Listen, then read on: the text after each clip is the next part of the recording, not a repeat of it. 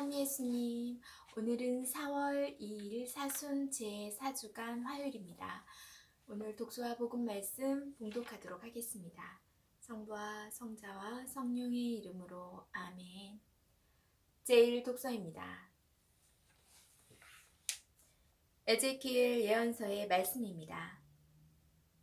그 무렵 천사가 나를 데리고 주님의 집 어귀로 돌아갔다. 이 주님의 집 정면은 동쪽으로 나 있었는데 주님의 집 문지방 밑으로 물이 솟아 동쪽으로 흐르고 있었다. 그 물은 주님의 집 오른쪽 밑에서 제단 남쪽으로 흘러내려갔다. 그는 또 나를 데리고 북쪽 대문으로 나가서 밖을 돌아 동쪽 대문 밖으로 데려갔다. 거기에서 보니 물이 오른쪽에서 나오고 있었다. 그 사람이 동쪽으로 나가는데 그의 손에는 줄자가 들려 있었다. 그가 1000암마를 재고서는 나에게 물을 건너게 하였는데 물이 발목까지 찼다. 그가 또 1000암마를 재고서는 물을 건너게 하였는데 물이 무릎까지 찼다. 그가 다시 1000암마를 재고서는 물을 건너게 하였는데 물이 허리까지 찼다.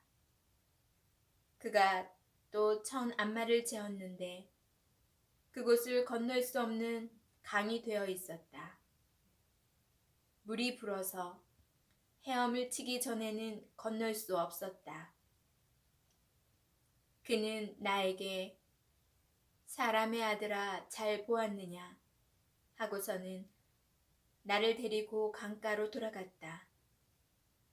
그가 나를 데리고 돌아갈 때 보니 강가 이쪽 저쪽으로 수많은 나무가 있었다. 그가 나에게 말하였다. 이 물은 동쪽 지역으로 나가 아라바로 내려가서 바다로 들어간다. 이 물이 바다로 흘러 들어가면 그 바닷물이 되살아난다. 그래서 이 강이 흘러가는 곳마다 온갖 생물이 우글거리며 살아난다.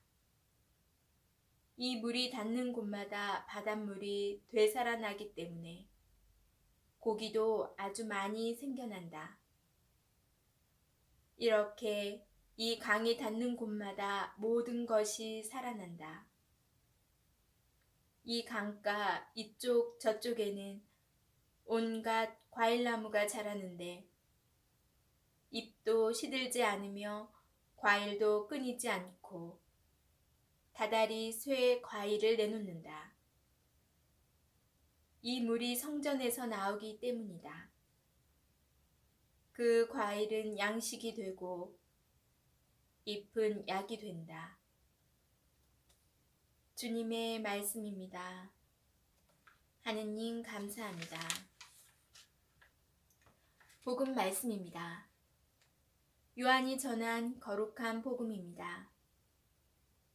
유다인들의 축제가 되자 예수님께서 예루살렘에 올라가셨다. 예루살렘의 양문 곁에는 히브리 말로 벳자타라고 불리는 못이 있었다. 그 못에는 주랑이 5채 달렸는데 그 안에는 눈머니, 다리 저느니, 팔다리가 말라 비틀어진 이 같은 병자들이 많이 누워 있었다. 거기에는 38회나 앓는 사람도 있었다. 예수님께서 그가 누워있는 것을 보시고 또 이미 오래 그렇게 지낸다는 것을 아시고는 건강해지고 싶으냐 하고 그에게 물으셨다. 그 병자가 예수님께 대답하였다. 선생님, 물이 출렁거릴 때 저를 못속에 넣어줄 사람이 없습니다. 그래서 제가 가는 동안에 다른 이가 저보다 먼저 내려갑니다. 예수님께서 그에게 말씀하셨다. 일어나 내 들것을 들고 걸어가거라. 그러자 그 사람은 곧 건강하게 되어 자기 들 것을 들고 걸어갔다. 그날은 안식일이었다. 그래서 유다인들이 병이 나은 그 사람에게 오늘은 안식일이오. 들 것을 들고 다니는 것은 합당하지 않소. 하고 말하였다. 그가 나를 건강하게 해주신 그분께서 나에게 내 들 것을 들고 걸어가라 하셨습니다. 하고 대답하자 그들이 물었다. 당신에게 그것을 들고 걸어가라 한 사람이 누구요? 그러자 병이 나은 이는 그분이 누구이신지 알지 못하였다. 그곳에 군중이 몰려 있어 예수님께서 몰래 자리를 뜨셨기 때문이다. 그 뒤에 예수님께서 그 사람을 성전에서 다시 만나시자 그에게 이르셨다. 자, 너는 건강하게 되었다. 더 나쁜 일이 너에게 일어나지 않도록 다시는 죄를 짓지 마라. 그 사람은 물러가서 자기를 건강하게 만들어주신 분은 예수님이시라고 유다인들에게 알렸다. 그리하여 유다인은 예수님께서 안식일에 그러한 일을 하셨다고 하여 그분을 박해하기 시작하였다. 주님의 말씀입니다. 그리스도님 찬미합니다. 잠시 묵상하겠습니다. 에제키엘 예언자는 바빌론 유배 중에 새 예루살렘의 환시를 통하여 이스라엘 백성을 위로해 줍니다. 오늘 복음에서 예수님께서는 예언자들을 죽였던 도시인 예루살렘에 먼저 가 계십니다. 베제타의 못에서 예수님께서는 물이 출렁거릴 때 온천물 속에 넣어줄 사람을 38회 동안 8회나 기다렸던 병자의 육체적, 영적인 병을 낫게 해주십니다. 그날은 안식일이었습니다. 그리하여 유다인들은 예수님께서 안식일에 그러한 일을 하셨다고 하여 그분을 박해하기 시작하였다. 오늘부터 복음들은 예수님의 순환과 죽음에서 정점에 이를 때까지 적대자들의 반감이 점차 커져만 가고 있음을 보여줍니다. 병이 낫기만을 기다리면서 5채의 주랑 안에 누워있던 중풍병자와 많은 병자들은 언제나 내팽개쳐진 완전한 구원, 곧 건강하게 해주는 물을 갈망하는 비참한 인류의 표상입니다. 선생님, 물이 출렁거릴 때 저를 못 속에 넣어줄 사람이 없습니다. 그러나 그곳에는 인간의 고통과 질병을 짊어지신 분이 계셨습니다. 그분은 온갖 고통을 짊어지신 분, 당신 고통의 형벌과 창에 찔린 옆구리에서 흘러내리는 물과 피를 통하여 모든 사람을 낫게 해주신 그리스도이십니다. 영광스럽게 부활하신 날, 아침에 새 하늘과 새 땅, 하느님의 새 창조, 새 인류가 시작됩니다.